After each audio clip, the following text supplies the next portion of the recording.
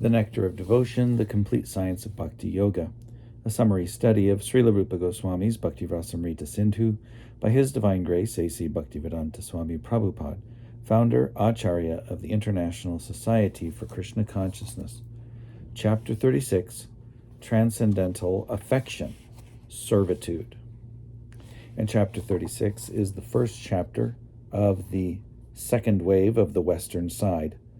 The second wave is called Priti Bhakti Rasa, Transcendental Affection, Servitude, and the Western side is called Mukhya Bhakti Rasa, Primary Loving Relationships. And this second wave consists of chapters 36, 37, 38, 39, and 40. The transcendental mellow of affection has been accepted by authorities like Sridhar Swami as a perfectional stage of devotion. It is just above the humor of neutrality and is a requisite for the development of the serving humor. In literature such as Nam Kaumudi, this state of existence is accepted as continuous affection for or attraction to Krishna. Authorities like Sudev consider this stage of affection to be in the neutral stage, but in any case, this affection is relished by the devotees in different transcendental tastes, and therefore the general name for this state of affection, the general name for this state is affection, or pure affection for Krishna. Devotees engaged in servitude are attached to Krishna in the affection of reverence. Some of the inhabitants of Gokul, Vrindavan as exhibited on earth, are attached to Krishna on this platform of affection in reverence. The inhabitants of Vrindavan used to say, quote, Krishna is always manifest before us with a complexion like a blackish cloud. He holds his wonderful flute in his lotus hands. He is dressed in yellow silks and bedecked with a peacock feather on his head. When Krishna walks near Govardhan Hill with these personal features, all the inhabitants of the heavenly planets, as well as the inhabitants of this earth, feel transcendental bliss and consider themselves the eternal servants of the Lord. Unquote. Sometimes the devotee becomes filled with the same awe and reverence by seeing a picture of Vishnu who is dressed like Krishna and who has a similar complexion. The only difference is that Vishnu has 4 hands in which he holds the conch shell, the disc, the club, and the lotus flower. Lord Vishnu is always decorated with many valuable jewels, such as the Chandrakanta stone and the Suryakanta stone. In the Lalita Madhava by Rupa Goswami, there is the following statement by Daruka, one of the servants of Krishna, quote, Certainly Lord Vishnu is very beautiful with his necklace of Kaustuba jewels, his 4 hands holding conch shell, disc, club, and lotus flower, and his dazzlingly beautiful jewelry. He is also very beautiful in his eternal position, riding upon the shoulder of Garuda. But now the same Lord Vishnu is present as the enemy of Kamsa, and by his personal feature I am completely forgetting the opulence of Vaikuntha. Unquote. Another devotee once said, quote, This Supreme Personality of Godhead, from whose bodily pores come millions of universes permanently rising, who is the ocean of mercy, who is the owner of inconceivable energies, who is always equipped with all perfections, who is the origin of all incarnations, who is the attraction for all liberated persons, this very Supreme Personality of Godhead is the Supreme Controller and the supremely worshipable. He is all cognizant, fully determined, and fully opulent. He is the emblem of forgiveness and the protector of surrendered souls. He is munificent, true to his promise, expert, all auspicious, powerful, and religious. He is a strict follower of the Scripture. He is the friend of the devotees. And he is magnanimous, influential, grateful, reputable, respectable, full of all strength, and submissive to pure love. Surely he is the only shelter of devotees who are attracted to him by the affection of servitorship. Unquote. The devotees of the Lord in servitude are divided into 4 classes. Appointed servants, such as Lord Brahma and Lord Shiva, who are appointed to control the material modes of passion and ignorance. Devotees in servitude, who are protected by the Lord. Devotees who are always associates, and devotees who are simply following in the footsteps of the Lord. Appointed servants. In a conversation between Jambavati, one of Krishna's wives, and Kalindi, her friend, Jambavati inquired, quote, "Who is this personality circumambulating our Krishna?" Unquote. Kalindi replied, quote, "She is Ambika, the superintendent of all universal affairs." Unquote. Then Jambavati inquired, quote, "Who is this personality who is trembling at the sight of Krishna?" Unquote. Kalindi replied, "He is Lord Shiva." Then Jambavati inquired, "Who is the person offering prayers?" Kalindi replied, "He is Lord Brahma." Jambavati then asked, "Who is that person who has fallen on the ground and is offering respect to Krishna?" Kalindi replied, "He is Indra, the king of heaven." Jambavati next inquired, "Who is this person who has come with the demigods and is laughing with them?" Kalindi replied, "He is my elder brother Yamaraj, the superintendent of death." This conversation offers a description of all the demigods, including Yamaraj, who are engaged in services appointed by the Lord. They are called Adhikrita Devata, or demigods appointed to particular types of departmental service. Devotees under the protection and shelter of the Lord. One resident of Vrindavan once told Lord Krishna, quote, "My dear Krishna, O pleasure of Vrindavan, being afraid of this material existence, we have taken shelter of you, for you can completely protect us. We are well aware of your greatness. As such, we have given up our desire for liberation and have taken complete shelter under your lotus feet. Since we have heard about your ever-increasing transcendental love, we have voluntarily engaged ourselves in your transcendental service." Unquote. This statement is by a devotee who is under the protection and shelter of Lord Krishna. Upon being chastised by Krishna's constant kicking on his head, Kaliya, the black snake of the Jamuna, came to his senses and admitted, quote, "My dear Lord, I have been so offensive unto you, but still you are so kind that you have marked my head with the impression of your lotus feet." Unquote. This is also an instance of one's taking shelter under the lotus feet of Krishna. In the Aparadha Bhanjana, a pure devotee expresses his feelings, quote, "My dear Lord, I am ashamed to admit before you that I have carried out the orders of my masters named lust, anger, avarice, illusion, and envy. Sometimes I have carried out their orders in a way most abominable. Yet, in spite of my serving them so faithfully, they are not satisfied, nor are they kind enough to give me relief from their service. They are not even ashamed of taking service from me in that way. My dear Lord, O head of the Jadu dynasty, now I have come to my senses, and I am taking shelter of your lotus feet.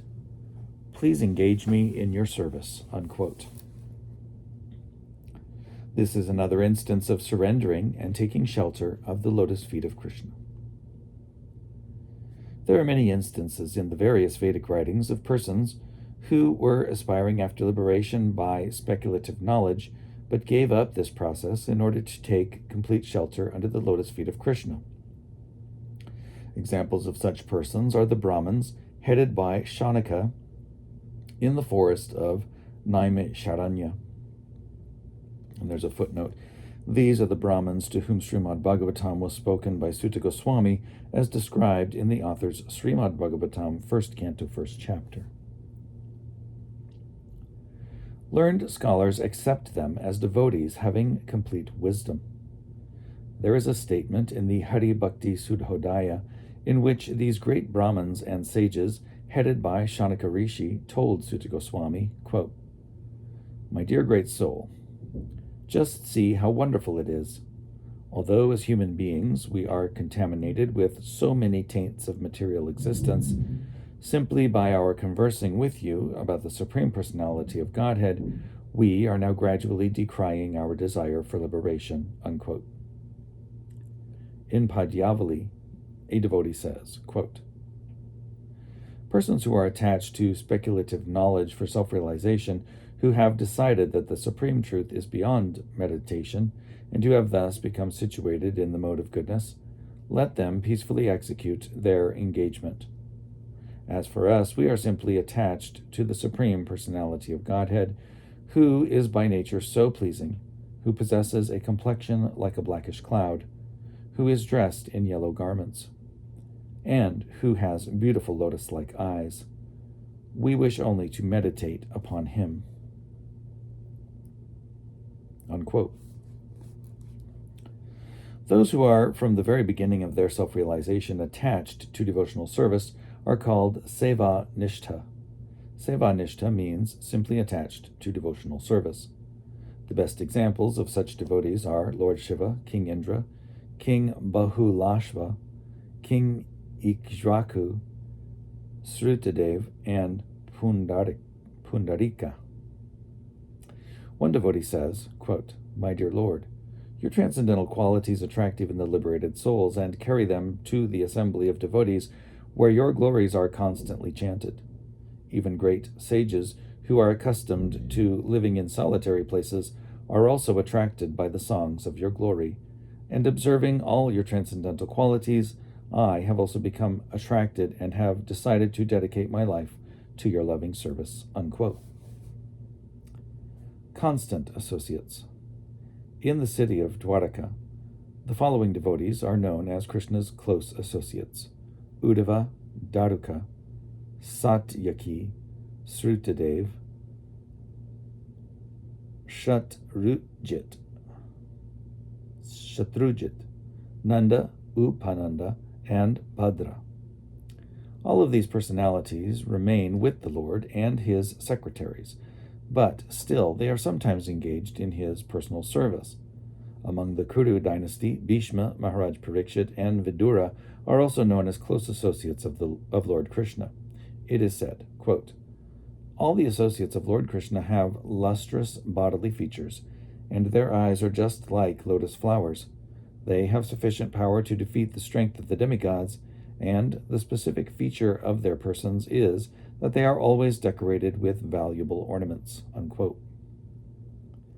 When Krishna was in the capital Indraprastha, someone addressed him thus, quote, "My dear Lord, your personal associates, headed by Uddhava, are always awaiting your order by standing at the entrance gate of Dwaraka. They are mostly looking on with tears in their eyes, and in the enthusiasm of their service, they are not afraid even of the devastating fire generated by Lord Shiva. They are souls simply surrendered unto your lotus feet." Unquote. Out of the many close associates of Lord Krishna, Uddhava is considered the best. The following is a description of him, quote, "His body is blackish like the color of the Jamuna River, and it is similarly as cool. He is always decorated with flower garlands, first used by Lord Krishna, and he is dressed with yellow silk clothing. His 2 arms are just like the bolts of a door. His eyes are just like lotus flowers, and he is the most important devotee among all the associates. Let us therefore offer our respectful obeisances unto Uddhava's lotus feet." Unquote. Uddhava has described the transcendental qualities of Sri Krishna as follows, quote, "Lord Sri Krishna, who is our master and worshipable deity, the controller of Lord Shiva and Lord Brahma, and the controller of the whole universe as well, accepts the controlling orders of Ugrasen, his grandfather. He is the proprietor of millions of universes, but still he begged a little land from the ocean. And although he is just like an ocean of wisdom, he sometimes consults me. He is so great and magnanimous, yet he is engaged in his different activities, just like an ordinary person." Unquote. And there's a painting to go with this chapter. Dasiras, Transcendental Affection in Servitude.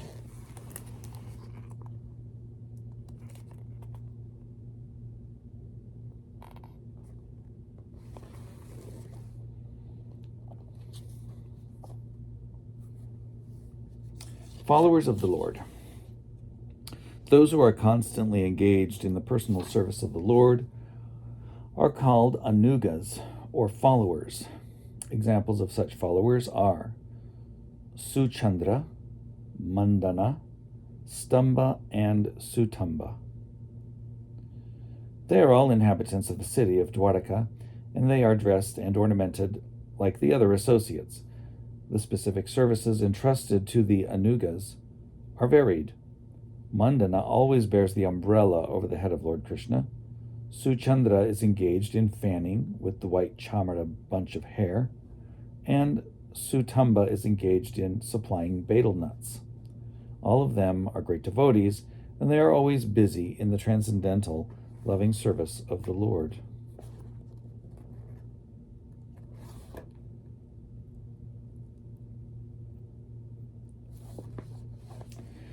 As there are anugas in Dwaraka, so there are many anugas in Vrindavan also. The names of the anugas in Vrindavan are as follows: Raktaka, Patraka, Patri, Madhu Kanta, Madhu Vrata, Rasala, Suvilasa, Premakanda, Marandaka, Ananda, Chandrahasa, Payoda, Bakul, Rasada, and Sharada. Descriptions of the bodily features of the anugas in Vrindavan are given in the following statement. Quote, "Let us offer our respectful obeisances unto the constant associates of the son of Maharaj Nanda. They always stay in Vrindavan, and their bodies are decorated with garlands of pearls and with bangles and bracelets of gold. Their colors are like black bees and the golden moon, and they are dressed just to suit their particular special bodily features. Their specific duties can be understood from a statement by Mother Yashoda, who said, quote, Bakul, please cleanse the yellowish dress of Krishna. Varika, you just perfume the bathing water with a guru scent, and Rasala, you just prepare the betel nuts. You can all see that Krishna is approaching. There is dust overhead, and the cows can be seen very distinctly." Unquote, unquote. Among all the anugas, Raktaka is considered to be the chief. The description of his bodily features is as follows, quote, "He wears yellow clothing, and his bodily color is just like newly grown grass. He is very expert in singing and is always engaged in the service of the son of Maharaj Nanda. Let us all become the followers of Raktaka in offering transcendental loving service to Krishna." Unquote. An example of the attachment felt by Raktaka toward Lord Krishna can be understood from his statement to Rasada, quote, "Just hear me. Please place me so that I may always be engaged in the service of Lord Krishna, who has now become famous as the lifter of the Govardhan hill." Unquote. The devotees of Krishna engaged in his personal service are always very cautious, because they know that becoming personal servitors of Lord Krishna is not an ordinary thing. A person who offers respect even to the ants engaged in the service of the Lord becomes eternally happy. So what is there to say of one who offers Krishna direct service? Raktaka once said within himself, quote, "Not only is Krishna my worshipable and servable Lord, but also the girlfriends of Krishna, the gopis, are equally worshipable and servable by me. And not only the gopis, but anyone who is engaged in the service of the Lord is also worshipable and servable by me. I know that I must be very careful not to become overly proud that I am one of the servitors and devotees of the Lord." Unquote. From this statement, one can understand that the pure devotees, those who are actually engaged in the service of the Lord, are always very cautious and are never overly proud of their service. This mentality of the direct servitor of Krishna is called Durya. According to expert analytical studies of the direct associates of the Lord, Srila Rupa Goswami has divided these into three classes, namely Durya, Dhira, and Vida. Raktaka is classified among the Durya, or those who are always attached to serving the most beloved gopis. One Dhira associate of Krishna is the son of Satyabhama's nurse. Satyabhama is one of the queens of Lord Krishna in Dwaraka, and when she was married to Krishna, the son of her nurse was allowed to go with her because they had lived together from childhood as brother and sister. So this gentleman, the son of Satyabhama's nurse, used to live with Krishna as his brother-in-law, and sometimes as brother-in-law he used to play jokes with Krishna. He once addressed Krishna in this way, quote, "My dear Krishna, I never tried to gain the favor of the goddess of fortune who is married to you, but still I am so fortunate that I am considered one of the members of your house, the brother of Satyabhama." Unquote. A Vira associate once expressed his pride, declaring, quote, "Lord Baladev may be a great enemy of Pralambasur, but I have nothing to worry about from him. And as far as Pradyumna is concerned, I have nothing to take from him because he is simply a boy. Therefore, I do not expect anything from anyone else. I simply expect the favorable glance of Krishna upon me, and so I am not even afraid of Satyabhama, who is so dear to Krishna." Unquote. In the 4th canto of Srimad Bhagavatam, 20th chapter, verse 28, King Prithu addresses the Lord, saying, quote, "My dear Lord, it may happen that the goddess of fortune becomes dissatisfied with my work, or I may even have some misunderstanding with her, but I will not mind this, because I have full confidence in you. You are always causelessly merciful to your servants, and you consider even their menial service to be very much advanced.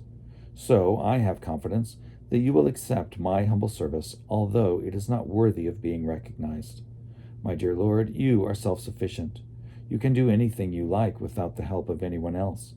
So even if the goddess of fortune is not satisfied with me, I know that you will always accept my service anyway." Unquote. Devotees attached to the transcendental loving service of the Lord may be described either as surrendered souls, as souls advanced in devotional knowledge, or as souls completely engaged in transcendental loving service. Such devotees are called, respectively, neophyte, perfect, and eternally perfect.